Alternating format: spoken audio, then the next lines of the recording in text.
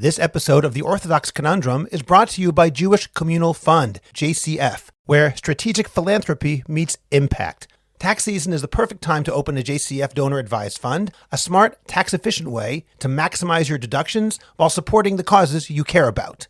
With JCF, you can simplify your charitable giving and recommend grants on your own timeline. Open a fund with just $5,000 and start giving with purpose. If you open a fund in 2025, JCF will grant $100 to an organization of your choice.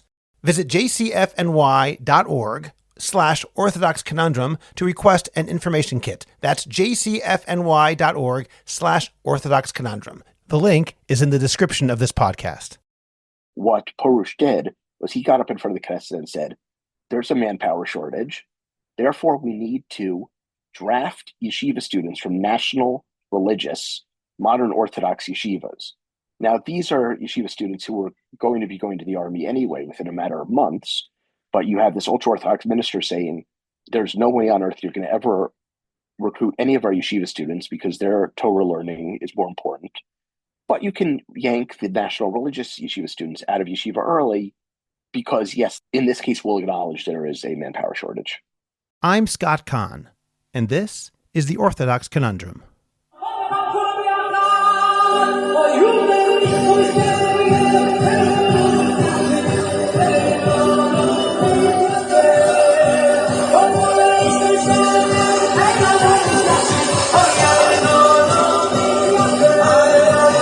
This is The Orthodox Conundrum on JewishCoffeehouse.com. I'm Scott Kahn. The music that opened this episode is one of the most depressing pieces of music I've heard in my life. I'll presently explain what it is. I'm recording this just as people in Yerushalayim conclude the third day of Purim, which gives me the opportunity to use a line from Megillat Esther, which is a perfect encapsulation of the idea of Chutzpah.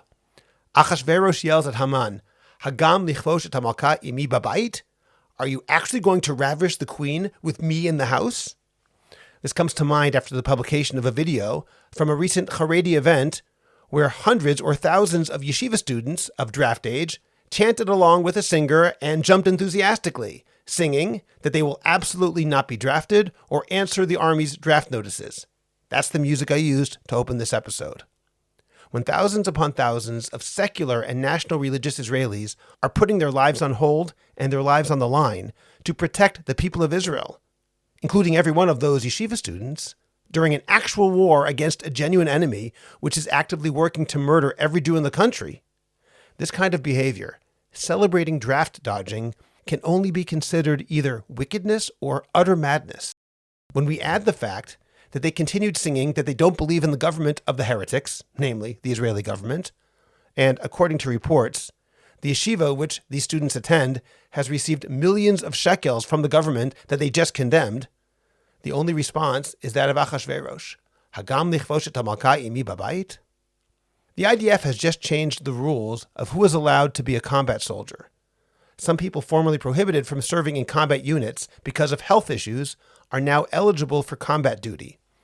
The Army made this change because it needs more soldiers. Meanwhile, the United Torah Judaism political party steadfastly refuses to allow any serious drafting of the Chareidi population into the Israeli military, and again threatened to topple the government this month if their demands for mass military exemptions is not enshrined in law. At the same time that they refuse to serve, they demand money for their institutions, some of which, as in the case I mentioned a moment ago, actively celebrate their status as draft dodgers and denigrate the very country which gives them tens of millions of shekels. And the chutzpah, which is a nicer term than this behavior deserves, doesn't end there. Times of Israel reporter Sam Sokol recently published an expose that certain Chareidi institutions and even a Chareidi member of Knesset himself are working to encourage Chareidim who receive draft notices to ignore them entirely, something which, during wartime, is a crime that can be punished by up to 15 years in prison. Yet the Attorney General has so far ignored all calls to investigate and prosecute this attempt to undermine the State of Israel during its war against Hamas. In this episode, I spoke to Sam Sokol to learn more about what's happening and how some Chareidi institutions are breaking the law with impunity. There's a lesson for all of us in this too.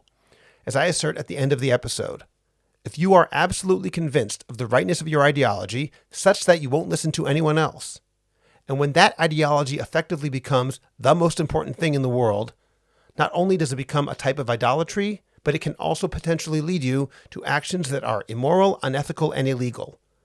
And when you have no respect for the institutions that support you and engage with them only in order to get from them without any expectation of giving anything back, you may again end up doing actions which are immoral, unethical, and illegal.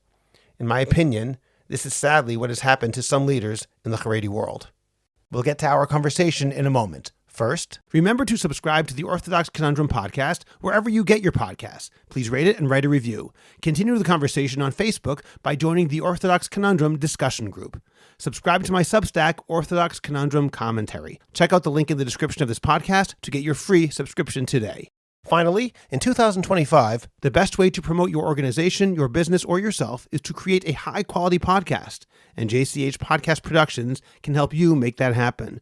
Whether you want to learn how to start your own podcast or want to improve the podcast you already produce, we will make it happen. Write to us at aliza@jewishcoffeehouse.com. That's ALIZA @jewishcoffeehouse.com. And let's get started with your high-quality, memorable, and effective podcast. Sam Sokol is the Times of Israel's political correspondent. He was previously a reporter for the Jerusalem Post, Jewish Telegraphic Agency, and Haaretz. He is the author of Putin's Hybrid War and the Jews, and the winner of the 2015 B'nai B'rith World Center's Award for Excellence in Diaspora Reportage. Originally from New York, he lives in Beit Shemesh with his wife and 7 children. Sam Sokol, thank you very much for joining me today on the Orthodox Conundrum podcast. Thanks for having me. Let's start off by discussing the issue at hand. The IDF has a manpower shortage. Anyone with family in the military reserves knows that that's true simply by the sheer number of days since October 7th that our reservists have had to serve.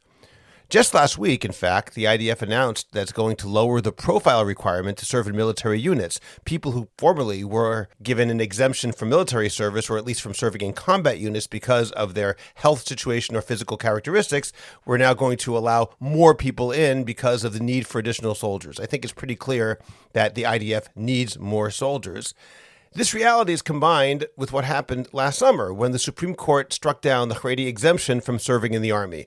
All of this has created a tempest because the Chareidi community, I'm speaking about the political echelon here, has so far steadfastly refused to consider any serious engagement with that Supreme Court decision.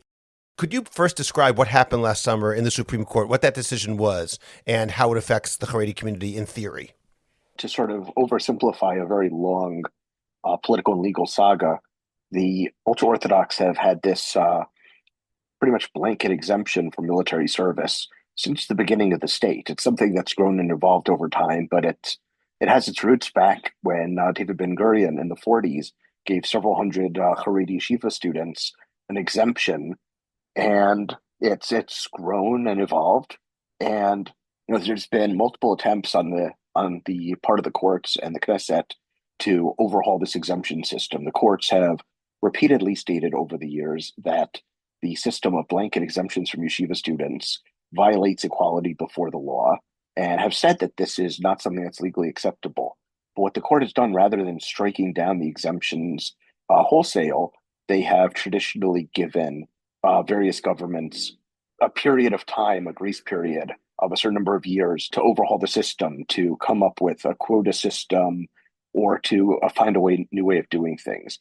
And when this has inevitably failed, the courts would give them more time.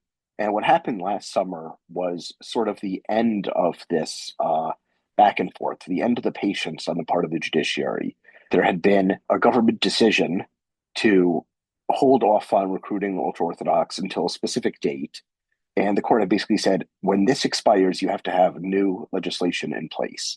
And when it expired without new legislation in place, the court came in and said, nope, that's it. You have to recruit these people. There is no longer any legal basis for extending their exemptions. In that case, what kind of legal basis could be legislated by the Knesset that would satisfy the court? In other words, my question really is, what was the problem with the original exemption such that the court struck it down, and what can be done by the Knesset that would be upheld by the court in place of that? Well, that's the million-dollar question, because traditionally the exemption for yeshiva students was based on something called Torato Umanato, which means the Torah is his profession. someone who was studying full time in yeshiva would be considered to be fully engaged in Torah study and therefore have an exemption. The issue with that really is that this, as I said, was considered highly unequal. It was something that was not given to anyone else, and it was essentially a blanket exemption because many people who weren't learning Torah full time in yeshiva were officially enrolled in yeshivas, even though large numbers of Chareidi men technically do work. They're not working in particularly economically valuable jobs, but they are to some degree or another involved in the workplace more than the official numbers show. They're not actually eligible for this. But what was initially started as a exemption for a small number of elite scholars became something that applied to an entire segment and a rapidly growing segment of Israeli society. So when the court overruled this, they were basically saying that this idea of you're born to a specific religious sector means you don't have to contribute to the state, that is now over. The issue is that the ultra-Orthodox really sort of saw this coming. They didn't see the specific ruling, but they saw the direction things were going. And in the coalition agreement with Prime Minister Benjamin Netanyahu's Likud party, the ultra-Orthodox United Torah Judaism Party actually got an agreement from Likud that they would attempt to pass a law, a quasi-constitutional basic law, which would say essentially that Torah study is equivalent to military service. And this is something they didn't succeed in getting. And that would be the only way, if they had a law like that they could actually legislate an exemption that would pass muster in the court, because the court has said very explicitly, unless legislation addresses the manpower needs of the IDF and brings about social equality, then it's not going to be acceptable to them. And that's really where a lot of the dickering now in the Knesset over the past year and a half has been, with the ultra-Orthodox and Benjamin Netanyahu trying to push legislation which would ostensibly recruit the ultra-Orthodox but would entrench their exemptions and minimize how many people have to go in, versus lawmakers, including from Netanyahu's own party, who have said that they're going to block any legislation relating to the ultra-Orthodox unless it actually provides a solution to the IDF's manpower needs. I would just mention, to go back to something you said in the beginning, that General Shai Tayeb from the IDF's manpower directorate recently told the Knesset that the army requires 12,000 new soldiers, 7,000 of whom need to be combat troops. So that is a significant manpower shortage. At the same time, sort of the rhetoric that we have heard from the ultra-Orthodox following last summer's court decision was saying there's no manpower shortage, there's no need for us. This is an anti-ultra-Orthodox agenda. This is something motivated by hate. That's what they're claiming. I actually spoke to one lawmaker from United Torah Judaism who said explicitly the IDF has a surplus. Of course, even they don't believe that, because not long after this lawmaker said that, ironically, a minister from UTJ, Mayor Porush, was sent by the coalition to argue in the Knesset in favor of recruiting more yeshiva students to deal with the manpower shortage. But this was a sort of something that really angered people from the national religious and secular communities. What Porush did was he got up in front of the Knesset and said, there's a manpower shortage. Therefore, we need to draft yeshiva students from national religious modern Orthodox yeshivas. Now, these are yeshiva students who are going to be going to the army anyway within a matter of months, but you have this ultra-Orthodox minister saying there's no way on earth you're going to ever recruit any of our yeshiva students because their Torah learning is more important. But you can yank the national religious yeshiva students out of yeshiva early because, yes, in this case, we'll acknowledge there is a manpower shortage.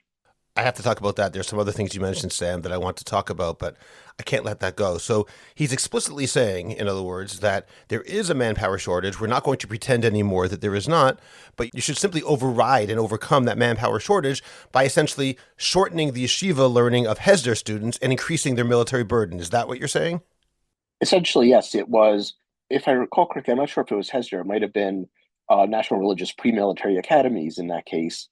But it was basically, saying not one ultra-Orthodox person should be taken out of yeshiva to go to the army, but it's okay to cut the Torah learning of national religious people who will be going to the army eventually anyway, to cut that short. Okay, I want to get back to something you mentioned before, just one loose end. When you said that the only way that legislation will pass muster is that basic law you mentioned, is that because it is a basic law? And a basic law, for those who don't know, is essentially quasi constitutional laws that require a greater majority in order to be passed and are harder to override as well. Is that the reason why you said that that's the only way that it really will work and pass muster with the Supreme Court? Yeah, I mean, the one thing I'd like to just to go back to for a second on that is just to clarify is that you don't actually require a greater majority for basic law. Basic laws were defined as quasi-constitutional by the courts, but there's nothing statutory uh, about about them that differentiates them from regular laws, which is what makes it so complicated and what made it something that the ultra orthodox felt that they could get. They didn't end up getting it, but they felt that it was attainable because it has that quasi-constitutional status while not requiring the type of efforts to pass the way for instance, a constitutional amendment would be in the states. So, yeah, they thought if we can sort of entrench this at the level of basic law, though, that this would get around the issue. They've said this explicitly. The way to get around the issue of equality is by getting an entrenched in a basic law. Then, Sam, what I know this isn't our topic, but what differentiates a basic law in terms of how it's passed from any other law? What's stopping every law from being declared this is a basic law, thereby making it more difficult for the court to do anything about it? Not much. I'm not trying to be flippant here, but not much at all. Well, that's why the Barak court was so controversial. It was his determination that these basic laws are essentially Israel's constitution. Is that right? Essentially, yes. All right. Let's get back to our main topic. Before we get into the specific mechanisms that various organizations have used to help Charedim avoid serving in the army, to help avoid recruitment, I want to ask about the threats by the head of UTJ, Yitzchak Goldknopf, to leave the government. He has repeatedly threatened that if a blanket exemption, or at least a very wide-ranging exemption for Charedim, is not passed, Gimel, UTJ, will leave the government, and that would mean that the government would fall. That seems to be a strange threat because if the government does fall, it's very unlikely, given current polls, that UTJ will be in the next government, which means that even more so, they will not get that exemption. So what do you think really is going to happen? Just two more quick points before handing it to you, Sam. When I say UTJ, United Torah Judaism, or Gimel, that's really two parties that vote together. One is Agudat Yisrael, and the other one is Degel HaTorah, one Hasidic and one more Lithuanian in its orientation. The second point is this, which is that when Gimel is threatening to leave the government, if this isn't passed, the reason that it's surprising is because many people, even within Likud itself, are not that happy about voting for this and are indicating that they won't vote for such a thing. There might be a rebellion on hand. It's not as simple as the coalition, everyone is in agreement over here. In fact, they're very much not. So, from a position of pure pragmatism, it would be very ill advised for the ultra Orthodox to actually bring down this government from the perspective of their own interests, because any government composed of the opposition would go very, very hard on the issue of enlistment. On the other hand, you never can tell with threats like this until it actually happens. What Goldkopf has said is that members of his Agudat Yisrael Hasidic faction would oppose the 2025 state budget if they don't get an enlistment law, or as many critics call it, a chok hishtamtut, an evasion law, passed before the budget. Now you have to understand, if the budget doesn't pass by the end of the month, by law, the government is considered dissolved and Israel goes to new elections. So using his small number of MKs from his faction within UTJ to oppose the budget could topple the government. The Litvoks in UTJ, his faction represents the Hasidim. The Litvoks in his party are against doing this. They want to go back to fighting on this after the passage of the budget, as does apparently the Sephardic ultra-Orthodox Shas party. But Goldknopf has been very adamant. He's made a number of threats along these lines in the past and backed down from them. The question is if he does this now. I would say on the face of it that it's unlikely. But as we saw with Itamar Ben-Gvir's Otzma Yehudit party pulling out over the recent ceasefire agreement with Hamas, you never really can tell. So there's a chance that the government will fall over this. I tend to be a little a little cynical. And according to Goldknopf and the rest of the members of UTJ, in terms of the exemption, do they want non-learners also to be exempted, or are they saying that people in yeshivot should be exempted and those people who are quote unquote in yeshiva but actually are working or going to Chareidi colleges, they're not really in yeshivot, they should actually be enlisted like anybody else? What's the general feeling? Because I've heard both from different people. Well, that's very interesting because you hear two types of different rhetoric in parallel with each other. On the one hand, once in a while, you'll have an ultra Orthodox politician or minister come out, especially from the Shas party, and buck the party line, saying anyone who's not learning should be recruited. For instance, in Shas, their official party line, pushed by the rabbis who control the party, is that nobody should go.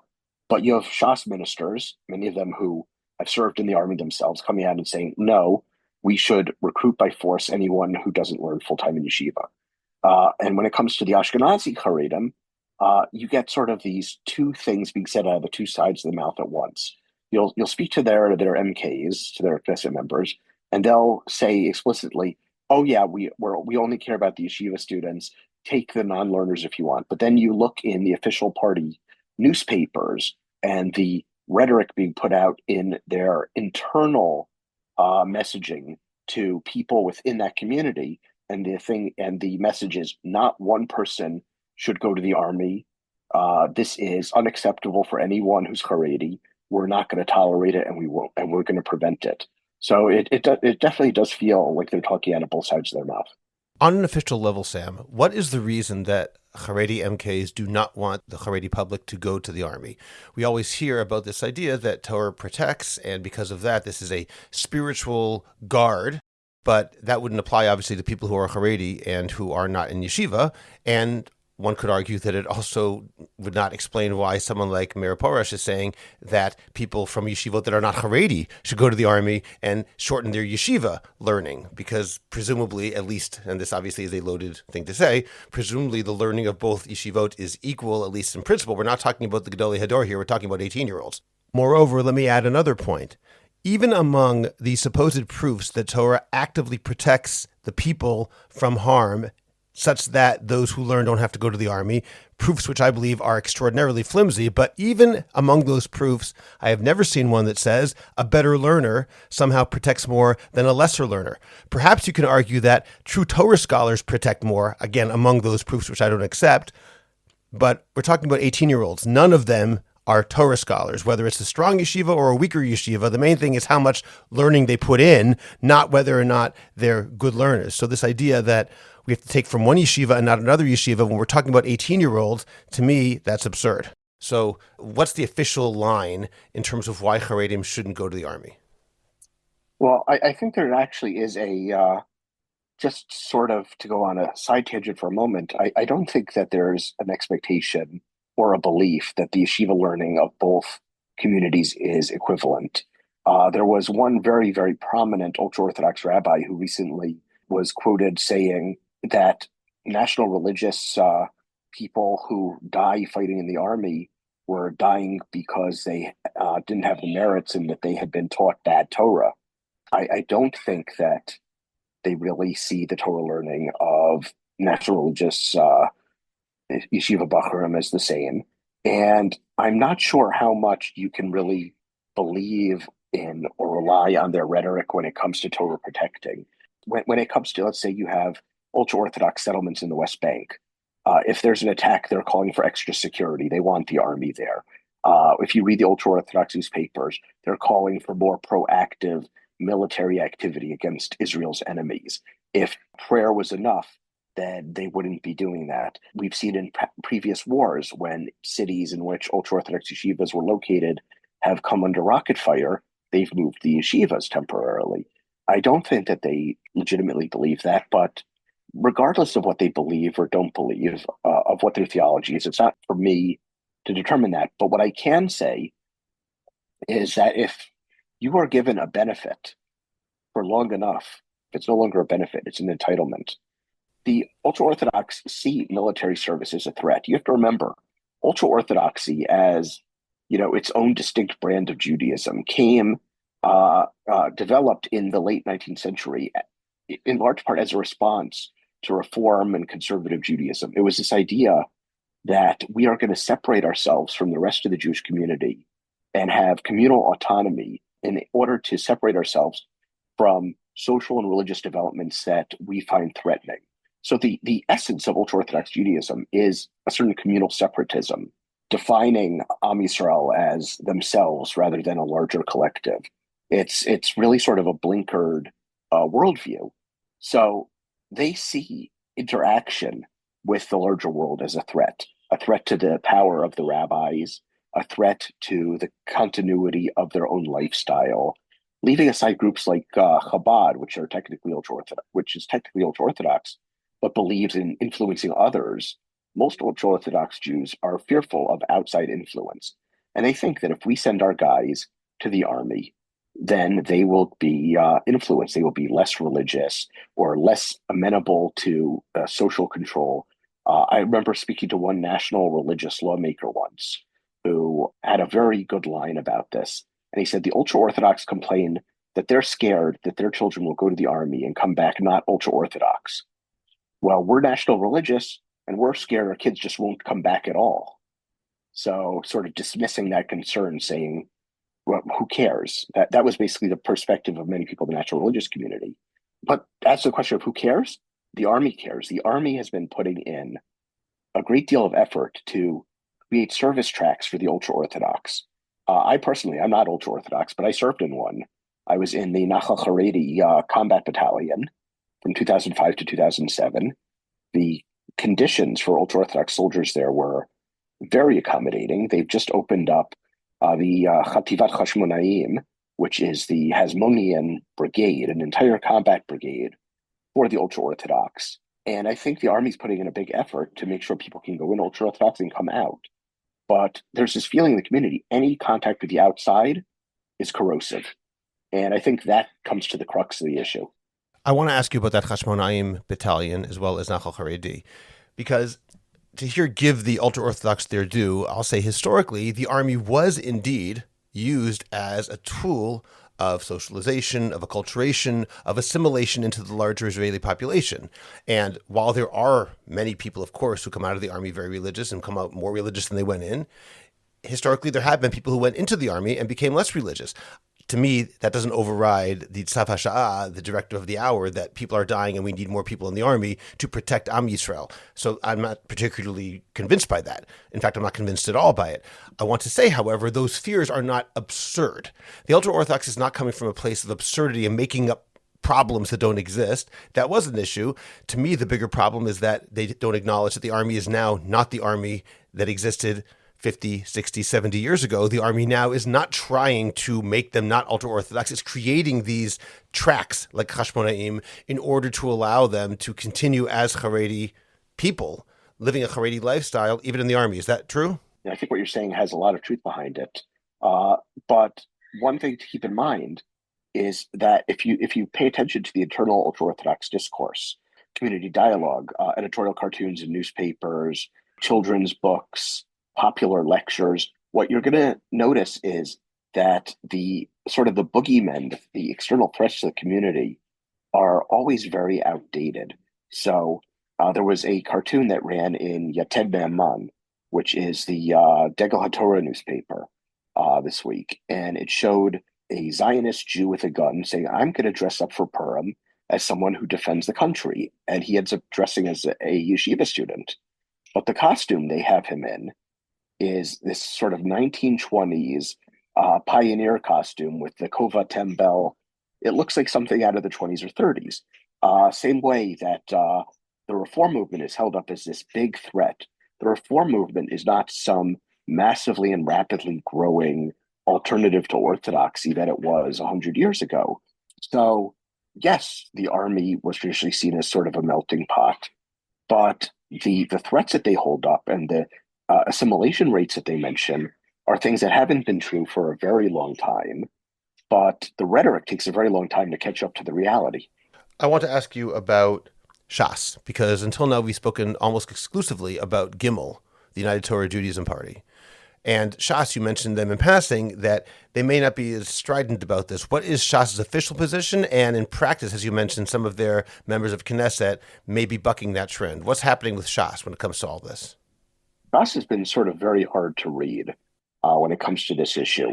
If you just look at what their rabbis are saying, what the leaders of their council Torah sages, which control the party, are saying, they're no less strident and extreme than their Ashkenazi counterparts. You have major rabbis in the party saying nobody should go to the army at all. Even someone who doesn't learn in yeshiva should not go.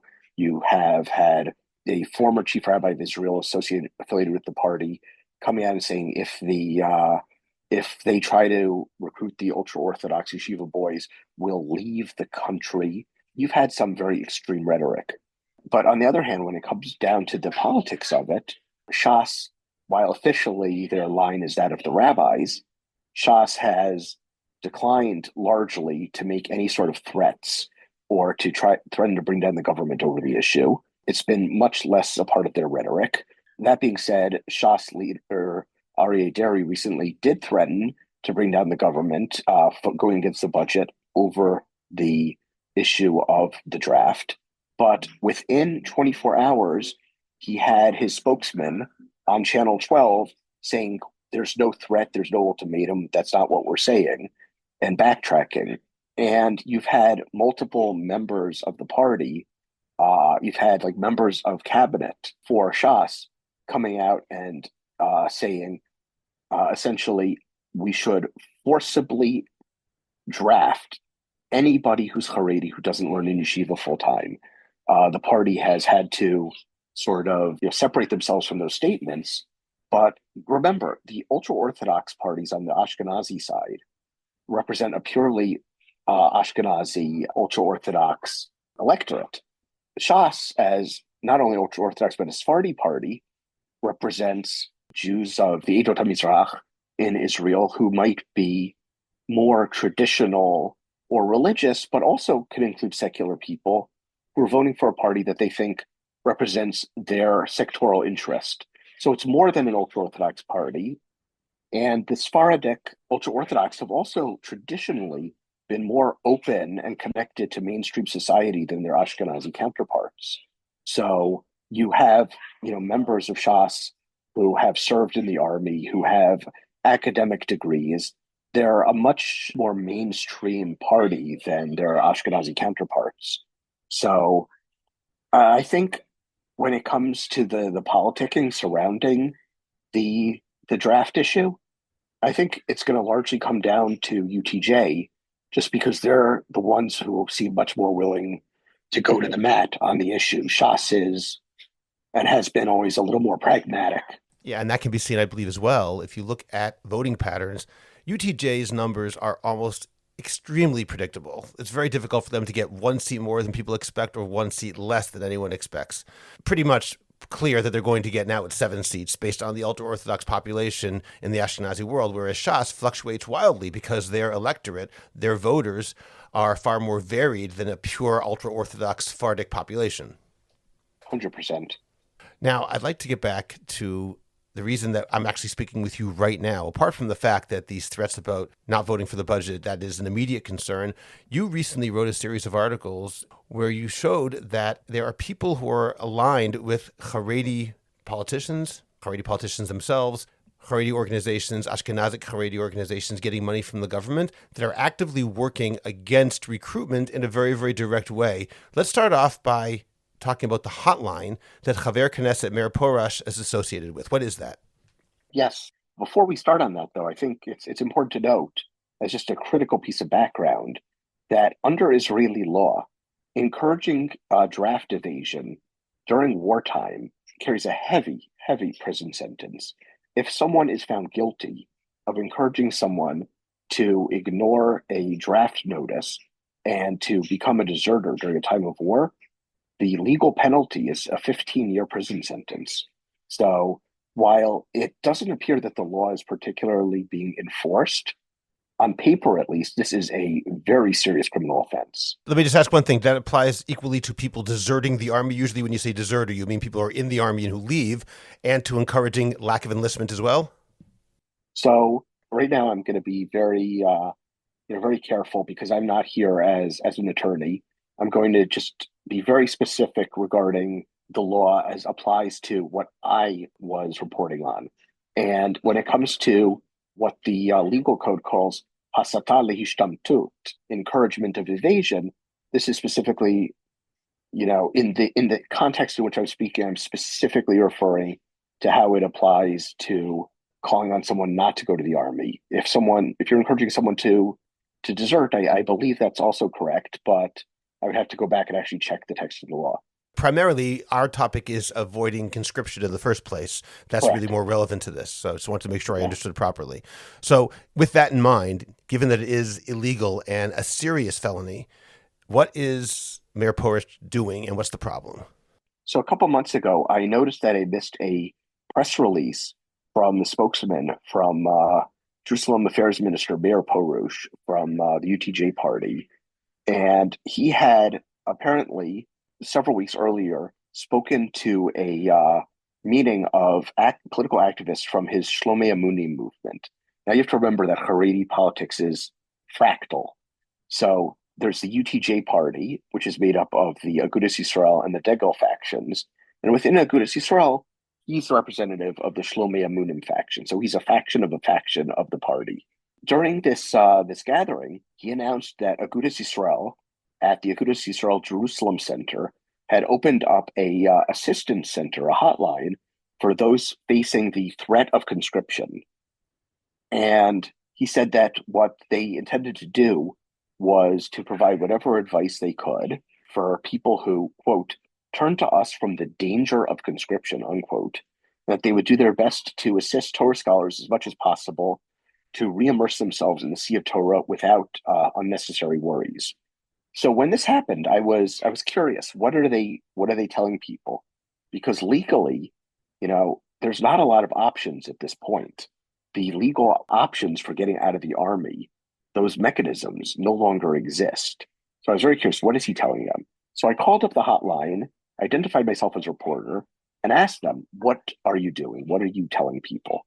And they told me that they can't provide any advice for young men of draft age and claimed that they instead were only working to provide pro bono legal advice for quote unquote older people, people who are married, who have kids, people maybe in their late 20s, where there could be some sort of legal reasoning that could get them out of the army if they have sick children or whatnot. But they said for 18, 19-year-olds, there's nothing we could do.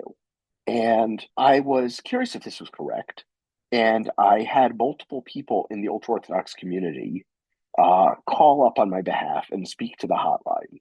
This was distinct from your first call because there they knew that you were a journalist, and here the hotline operators did not know that the people calling were calling on your behalf, correct?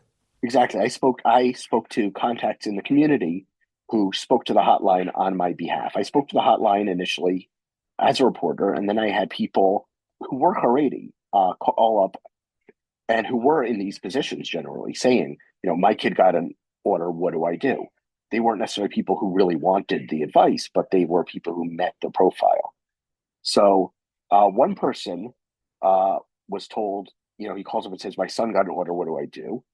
And he says, ignore it, don't deal with it, you don't have to do anything. He's told explicitly to ignore orders. Another person who called, a 19-year-old yeshiva student, was told to relax and only come back once they issued an arrest warrant against him for draft dodging. And multiple people who called were told to lie to the IDF, to say, we don't know where our children are, our children never saw the orders, we don't know how to contact them. So they were told explicitly, ignore orders, lie to the army. And, that's explicitly against the law. There's very little nuance or wiggle room on this. I spoke to the former head of the IDF Manpower Division, Yeshatid MK Elazar Stern, who said that this was no doubt, there was no doubt that this was illegal. I spoke to the Movement for Quality of Government, to their senior attorney, who said the same thing. And what's interesting about this is within days of my expose, the Ynet news site came out with a similar expose on a linked hotline, not the same hotline, but another hotline, also run by the Agudas Yisrael Party, which was dealing with a related issue, which on the face of it doesn't sound like it's related at all, but very much is, which is daycare subsidies. Following the court's ruling last year, the Attorney General ordered the government to cut daycare subsidies to the children of yeshiva students. Essentially, under the law, these daycare subsidies, which constitute a very important part of the monthly income of ultra-Orthodox families, could only go to people who were legally working or learning. And if someone was supposed to be in the army and had no legal exemption, they were no longer, under the letter of the law, eligible for these subsidies. It wasn't necessarily, it wasn't a punitive measure. It was you lost your eligibility when you lost your exemption. And the ultra-Orthodox parties have been really working hard to try to bring back their voters' eligibility for this. And what Agudas Yisrael was doing on the second hotline was advising callers how to start businesses where they would ostensibly be saying psalms for soldiers or doing other things that like that, and where they could claim they have a business. And they were telling people during the first 6 months, you don't have to report earnings. So even if you're not earning anything, you're still suddenly eligible for these daycare subsidies. And this was widely interpreted as instructing people on how to, sort of scam the government allegedly to get these subsidies back. Now, how is this related to the draft issue? It's related to the draft issue because when you suddenly find yourself dealing with financial incentives to actually join because you're losing benefits because you're not joining, by sort of undermining the consequences of draft dodging, they're able to keep people out of the army. So following my expose and the Weinhead expose, multiple lawmakers and activist groups turned to the Attorney General and to the police demanding criminal investigations. As far as I've been able to tell, and I'm going to get back to this issue later on, there's been absolutely no move on the part of law enforcement to look into this whatsoever. Okay, we have to ask about that. I do want to get back to why the Attorney General and the rest of law enforcement hasn't done anything, because even right now, the Attorney General is persona non grata among the Likud coalition. They don't like her whatsoever. They think that she is against them. So it's surprising to hear that she would somehow avoid prosecuting people for this. But before we get there, I want to ask about some other things that you discovered in your exposés in several articles. For example, there was an actor called the Vad HaYeshivot. What was that story? So, as we've said, until last year, there was this idea of togato umanuto, the Torah is his profession, and that was the basis for exemptions from the army. Well, in order to streamline the granting of these exemptions, the ultra-Orthodox community, the leaders of the major yeshivas, came together and created what was called the Vad HaYeshivot, the Yeshiva Committee. And the Yeshiva Committee would keep track of who's studying what yeshiva, and all the relevant linked details in order to sort of serve as the chief interlocutor between the government and the yeshivas. If you wanted an exemption from military service, you study yeshiva, you would go to the Yeshiva Committee, and the Yeshiva Committee would help you deal with all the bureaucracy. And it was something that while a lot of people didn't like the exemptions, it felt like the government appreciated the Yeshiva Committee because if they're going to give the exemptions, at least make the process easier. And how do we know that the government supported what the Yeshiva Committee was doing? Because if you look at the state budget, the government, through the education ministry, would give the Vad HaYeshivot millions of shekels every year for its activities. So this was a government-subsidized ultra-Orthodox organization whose entire purpose was to facilitate exemptions from the IDF. Now, after last year's court ruling, the government cut off the Yeshiva Committee from funding. But the Yeshiva Committee obviously continued to operate, and it just changed its modus operandi a little bit. It went from securing legal exemptions to advocating illegal activity. And what I mean by that is that it also expanded the operations for its own hotline, similar to that of Agudas Yisrael, to give advice. It sent out, it would make statements in ultra-Orthodox newspapers telling people what to do, generally consisting of don't report, don't go. The Gedolei Yisrael, the major rabbis say don't go. And it ran a hotline.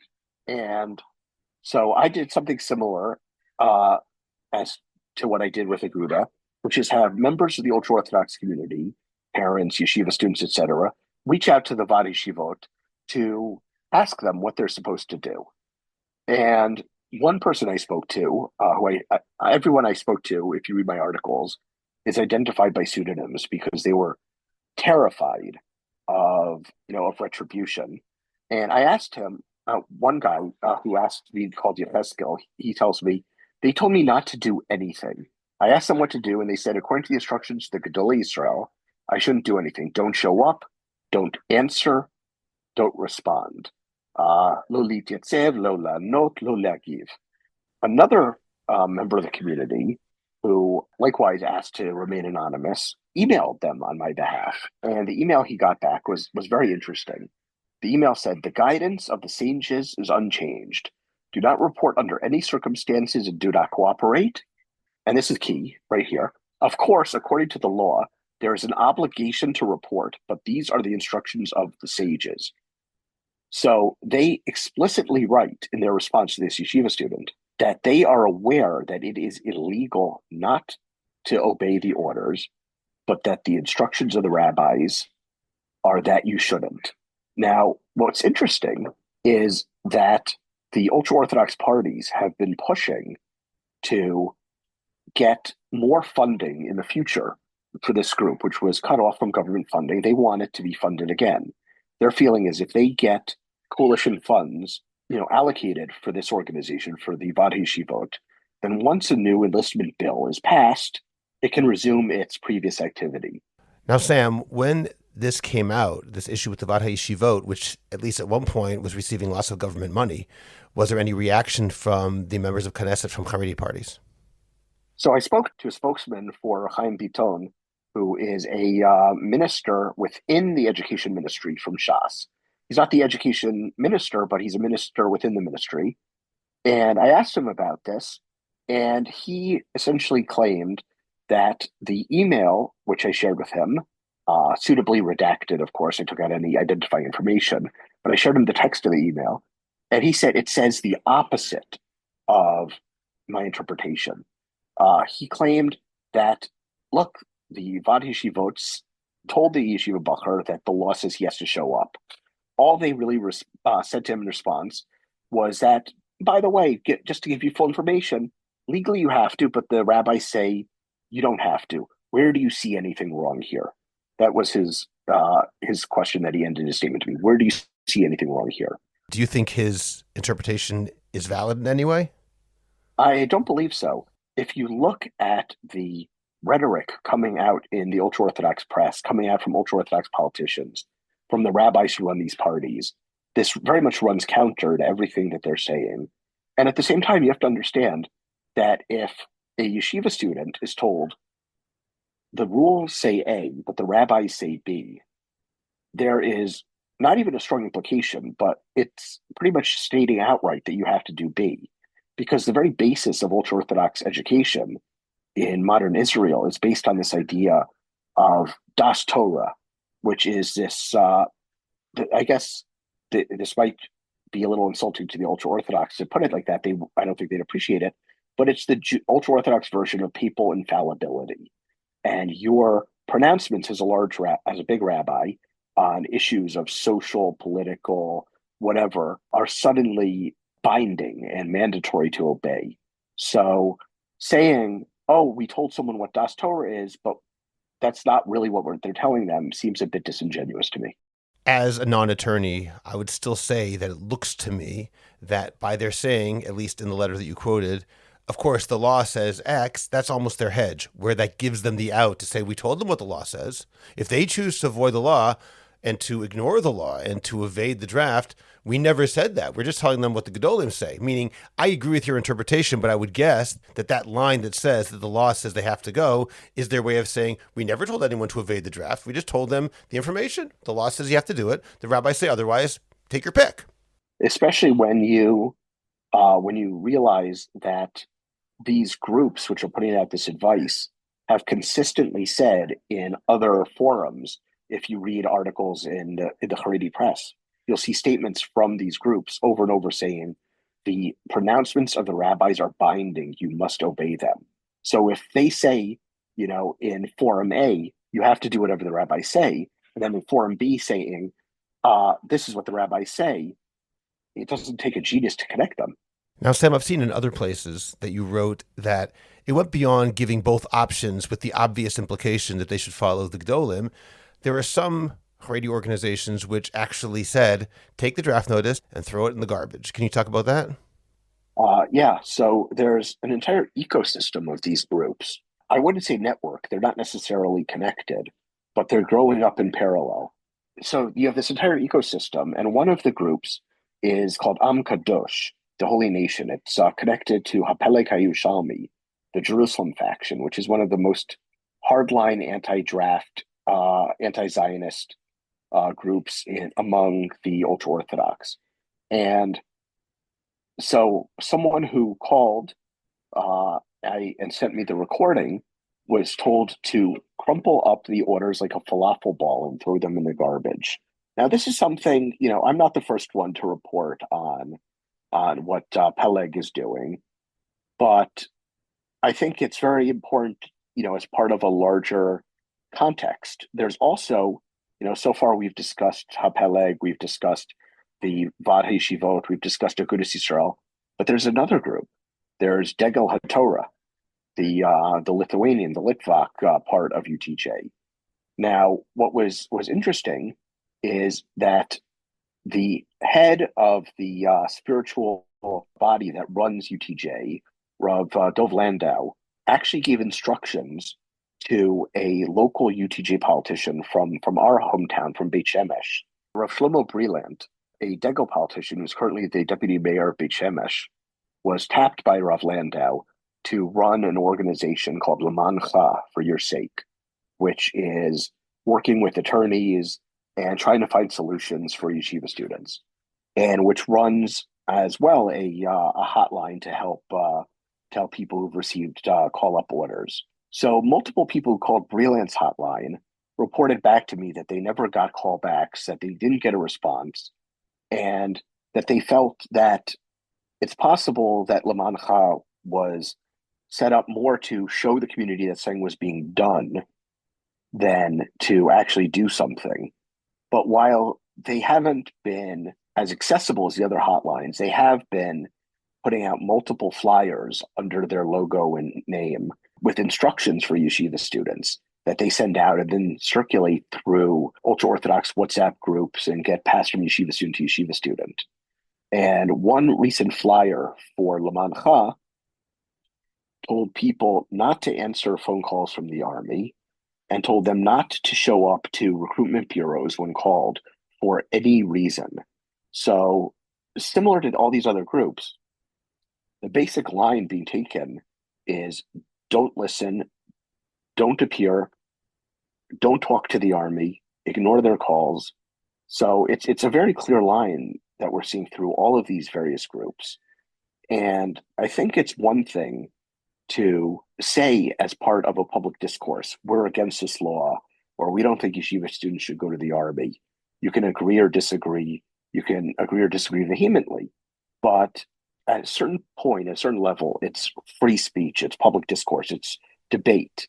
But when you have organizations specifically dedicated to giving people advice on the level of individual action, which advise people, either communally or individually, to ignore the law and encourage people to ignore the law, that's very much something else. And that's, I think, brings us to the point, which is very important, which is that this has all been going on under the nose of law enforcement with very little to no, in fact, no apparent pushback whatsoever. Okay, could you explain that? Because that's the big question, which makes no sense over here. Why would the Attorney General and other officials from law enforcement not try to do something about this?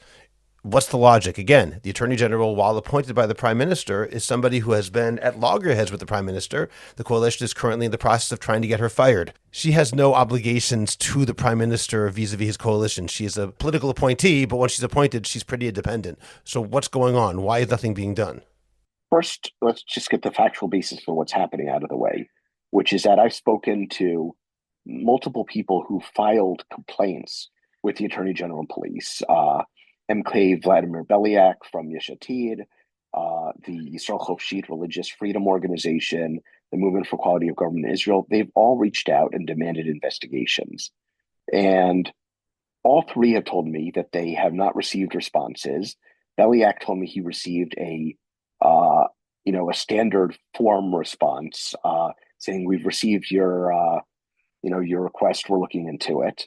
But when asked explicitly if they're for a response, I reached out to the police, I reached out to the Attorney General's office. I said, are you investigating these groups that they called to investigate? Are you investigating any of these groups which are part of this ecosystem? The response was a resounding nothing. No response, no statement, just nothing. There's been no evidence whatsoever that I've been able to find of any sort of probes. Absence of evidence isn't evidence of absence, but there's been no indications whatsoever of any sort of investigations or that law enforcement is looking into this. That I guess leads back to your question of why. I'm going to be very clear that right now I am This is speculation, I understand. speculating. This is pure speculation on my part. But, the people doing this, running these things, are the top people in the ultra Orthodox community, the senior rabbis, some of whom are nonagenarians. You have men in their 90s who are responsible for this. The optics of arresting a 90-something-year-old yeshiva dean, this would bring the Charedim out in the street. The Attorney General has called for strong sanctions against people who dodge the draft. A lot of people who are pushing for Chareidi enlistment believe that it will come because of economic pressures, but have basically forsworn mass arrests of draft dodgers, for instance. It's not something that people think is going to work. I remember Yair Lapid once saying, we're not going to put tanks on the streets of Bnei Brak. You cut their benefits, you have penalties, but you don't do that because it's not going to work. And I think there's a fear of radicalizing the community, of getting tens of thousands of the Haredim out in the street day after day, blocking roads. I don't think that they think it's worthwhile.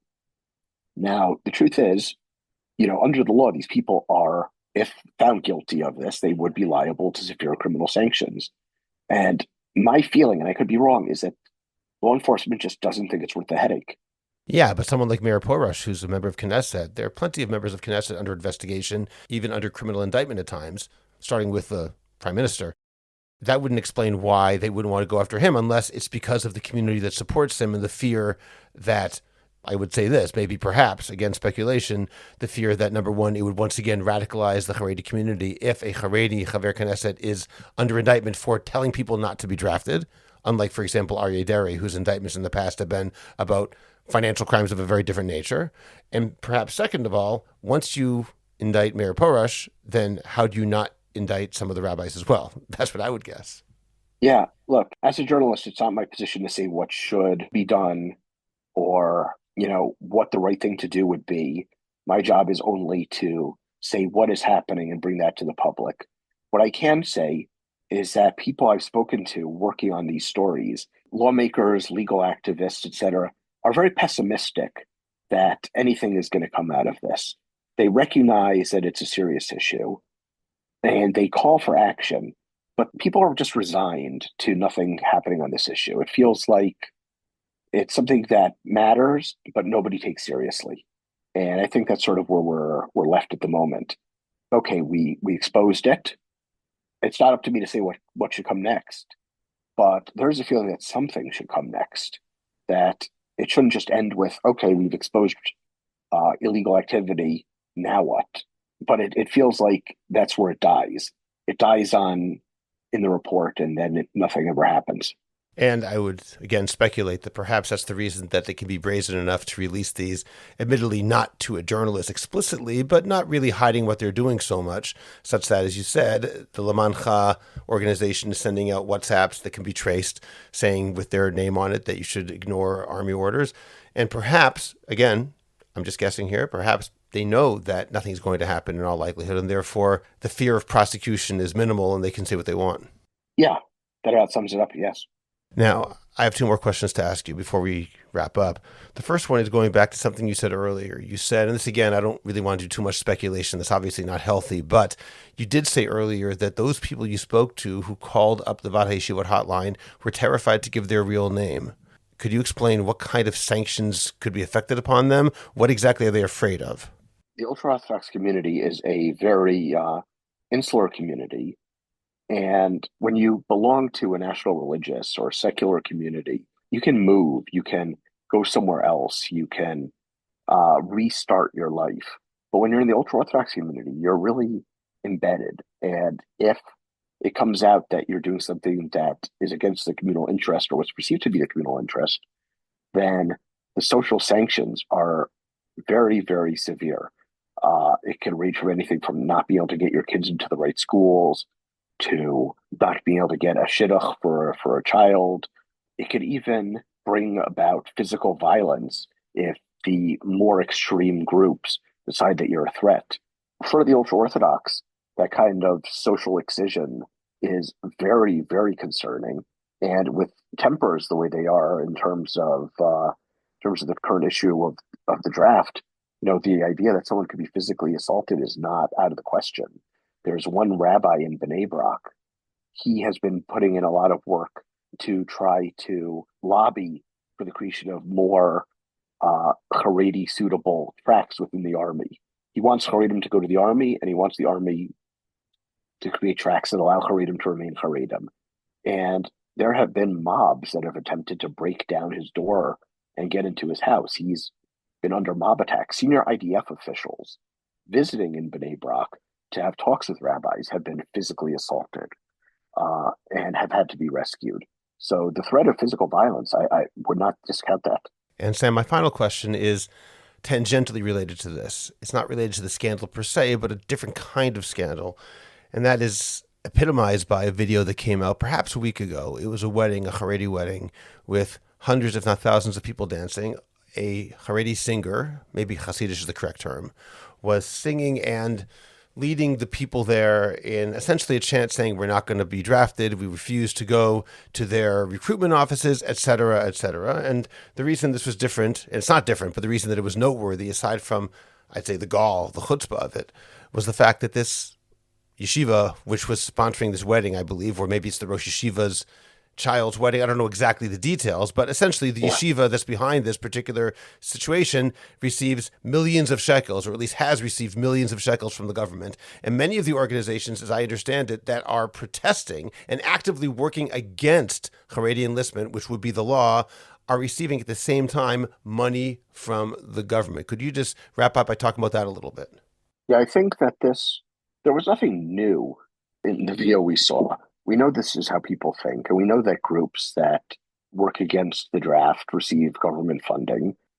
In the middle of a war, to see so many draft age people happily singing and endorsing not going to the army, when people who are watching it, the average Israeli, secular or national religious, traditional, whatever, either has spent months in reserve duty or knows someone who has, I think was infuriating to people. When you send your son or daughter to the army and don't know if they're going to come back, or your husband or your wife or your father or your mother, or if someone's had a brother or sister who fell, or if someone themselves has spent months going back and forth to reserve duty, interrupting their studies in yeshiva or in university, disrupting their job or their business, to see thousands of draft age people celebrating during the middle of the war and explicitly saying that they're not going to go, I think had a visceral impact, much more than any single item on the news. I think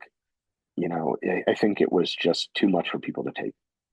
Yes, but it was compounded by the fact that the yeshiva takes money from the government. Again, this is not a free speech issue. Say whatever you want, but don't, number one, encourage draft dodging when that's against the law during a war. And of course, if you take money from the government, you would expect that would come with certain strings attached. When you're being supported by the state and your response is to actively undermine the state, there is a stira there. There's a contradiction there, which is very, very difficult, both on a legal level as well as on a pure moral and ethical level as Jews. Well, I mean, again, this is part of why people were so upset by this. I think it was felt by many Israelis as a slap in the face. Sam, this has been both interesting and distressing. I think it shows us once again that if you're absolutely convinced of the rightness of your position, such that you're not willing to hear anybody else's position at all, and when that ideology becomes effectively the most important thing in the whole world and nothing can trump it, not only does it become a type of avodah zarah, a type of idolatry, but also it can sometimes lead to doing things that are inappropriate, wrong, unethical, immoral, illegal. And if you have no respect for the institutions that support you, if you work with them just to get things out of them rather than to give to them as well, you can do things that are, again, wrong, unethical, immoral, illegal. These are all problems, and we need to address them forthrightly and understand what we're dealing with. Sam Sokol, thank you for joining me. Thank you so much for having me. This episode of The Orthodox Conundrum is brought to you by Jewish Communal Fund, JCF, where strategic philanthropy meets impact. Tax season is the perfect time to open a JCF donor-advised fund, a smart, tax-efficient way to maximize your deductions while supporting the causes you care about. With JCF, you can simplify your charitable giving and recommend grants on your own timeline. Open a fund with just $5,000 and start giving with purpose. If you open a fund in 2025, JCF will grant $100 to an organization of your choice. Visit jcfny.org/Orthodox Conundrum to request an information kit. That's jcfny.org/Orthodox Conundrum. The link is in the description of this podcast. Subscribe to the Orthodox Conundrum podcast wherever you get your podcasts, and please rate it and write a review. Please visit jewishcoffeehouse.com for other episodes of the Orthodox Conundrum, as well as many other great podcasts, including Intimate Judaism, The Maimonides Minute, Chochmat Nashim, The Francisca Show, and Let My People Eat. I'd appreciate it if you go to Apple Podcasts and rate and review the Orthodox Conundrum. It takes literally 2 minutes. It's just giving a certain number of stars and writing 1 or 2 sentences. Please like the Orthodox Conundrum podcast on Facebook and join our growing Facebook group, the Orthodox Conundrum Discussion Group, where you can feel free to discuss issues in Orthodoxy in an honest and friendly environment. Finally, do you have a message that needs to get out? Do you want to promote your business, your organization, or your cause? The best way is by producing a podcast, and Jewish Coffee House can make it happen. I have experience producing hundreds of podcasts, both for myself and for satisfied clients. Whether you want to learn everything you need in one day, or relax and record and let me do the heavy lifting, Jewish Coffee House Productions will work with you to make it happen and make it even better than you imagined. Let me help you today. Write to me at scott@jewishcoffeehouse.com or go to jewishcoffeehouse.com, click on Productions, and sign up for a free consultation. Make your voice heard, promote your cause, sell your product, and engage an audience now. I'm Scott Kahn. This has been The Orthodox Conundrum on jewishcoffeehouse.com.